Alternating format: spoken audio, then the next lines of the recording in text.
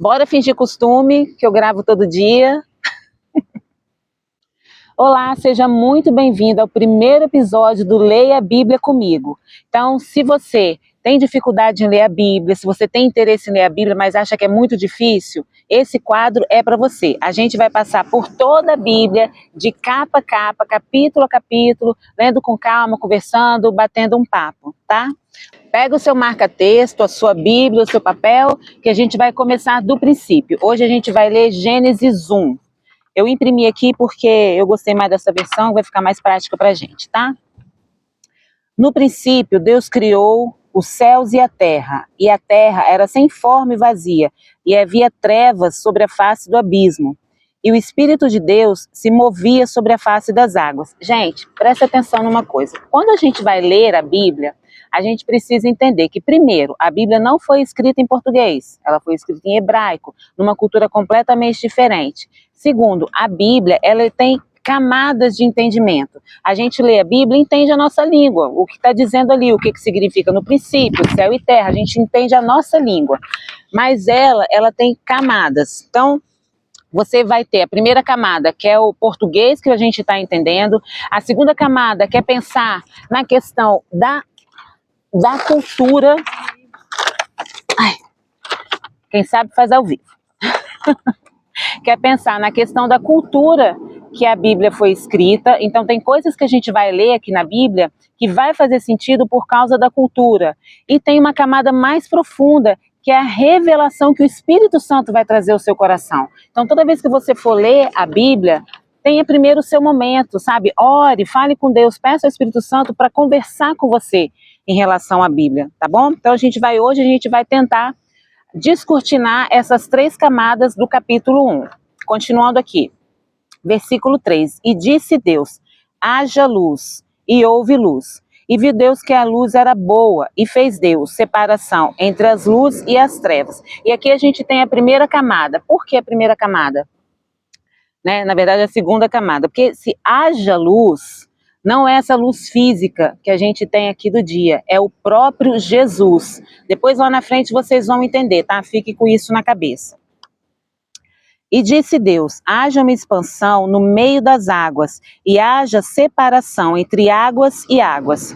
E fez Deus a expansão, e fez separação entre as águas que estavam debaixo das águas que estavam sobre a expansão. E assim foi.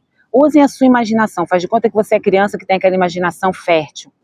Quando ele faz essa imagem de águas e águas, é como se a terra tivesse aqui, como se ela fosse um óvulo, sabe, envolvido ali, dentro de um útero, que tem água por todos os lados. E aí Deus separa a água que está na terra da água que está acima do firmamento, acima desse céu que a gente vê aqui. Loucura, né? Doideira. Enfim. E chamou Deus a expansão céus, e foi tarde e manhã, o dia segundo. E disse Deus, ajuntem-se as águas debaixo dos céus num lugar, e apareça a porção seca. E assim foi. E chamou Deus a porção seca terra, e ao juntamento das águas chamou mares. E viu Deus que era bom. E disse Deus, produza a terra erva verde, e erva que dê semente, árvore frutífera que dê fruto segundo a sua espécie, cuja semente está nela sobre a terra. E assim foi. E a terra produziu erva dando semente conforme a sua espécie, e árvore frutífera, cuja semente está nela conforme a sua espécie. E viu Deus que era bom. E foi tarde e manhã, o dia terceiro. Aqui a gente tem 2 pontos. Primeiro ponto, Deus falou com o elemento que vai criar aquilo. É importante que a gente tenha isso na mente agora. Então Deus falou com a terra, e a terra produziu sementes. E a outra coisa é, o dia começa no findar do dia, na verdade. A gente ocidental, o nosso dia começa meia-noite, né? Ou de manhã cedo, nosso dia começa às 6 horas da manhã, por causa de horário de trabalho, enfim, essas coisas assim. Mas na Bíblia, o dia começava na viração do dia, quando Deus vinha no jardim bater papo com o homem. Guarda essa informação também, que ela é importante. E disse Deus, haja luminares na expansão dos céus, para haver separação entre o dia e a noite, e sejam eles para sinais e para tempos determinados e para dias e anos. Aqui a gente volta lá em cima naquela questão do haja luz. Percebe que lá no versículo 3, Deus disse haja luz, mas ainda não tinha sol, lua e estrelas para iluminar. Então quem estava iluminando lá, quem era a luz, era o próprio Jesus, né? E aqui sim, ele cria o sol, a lua e as estrelas. E o outro ponto é que ele fala aqui, ó, os luminares, eles são para iluminar, cadê? Para sinais dos tempos e para tempos determinados. O que a Bíblia fala para a gente lá em Apocalipse? Que haverão sinais no céu, que vai ter, que a lua vai escurecer, que as estrelas vão cair. Esses luminares, eles marcam os tempos, marcavam as festas do povo judaico. Então eles não estão aí só para iluminar, eles têm uma conotação profética. Isso já é mais uma camada de Gênesis 1. Versículo 17. E Deus pôs na expansão dos céus para iluminar a terra e para governar o dia e para fazer separação entre a luz e as trevas. E viu Deus que era bom. E foi tarde de manhã, o dia quarto. Tá vendo? É sempre tarde para manhã, não manhã para tarde. E disse Deus, produzam as águas abundantemente répteis de alma vivente, e voem as aves sobre a face da expansão dos céus. E Deus criou as grandes baleias e todo réptil de alma vivente que as águas abundantemente produziram, conforme as suas espécies, e toda ave de asas conforme as suas espécies. E viu Deus que era bom. Deus os abençoou, dizendo, frutificai e multiplicai-vos, e enchei as águas dos mares. E as aves se multiplicaram na terra. Foi tarde de manhã, o quinto dia. E disse Deus, produz a terra alma vivente conforme a sua espécie, gados, répteis e feras da terra conforme a sua espécie. E assim foi. E fez Deus as feras da terra conforme a sua espécie, e o gado conforme a sua espécie, e todo réptil da terra conforme a sua espécie. E viu Deus que era bom. E disse Deus, façamos o homem à nossa imagem e semelhança, conforme a nossa semelhança, e domine sobre os peixes do mar, e sobre as aves do céu, e sobre o gado, e sobre toda a terra, e sobre todo réptil que se move sobre a terra. Parêntese aqui. Até agora, Deus falava para o elemento e esse elemento criava as coisas. Falou para a terra, criou as árvores. Falou de novo para a terra, criou os animais. Falou para o mar, criou os peixes. Quando ele vai criar o homem, ele fala com ele mesmo.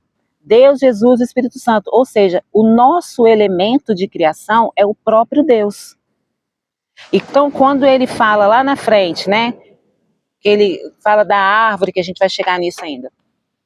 Que se o homem comesse, ele morreria. Por que o homem morreria? Porque sairia do seu próprio elemento. Seria como tirar um peixe do mar ou uma árvore da terra. Fora do seu elemento de origem, você não tem como viver.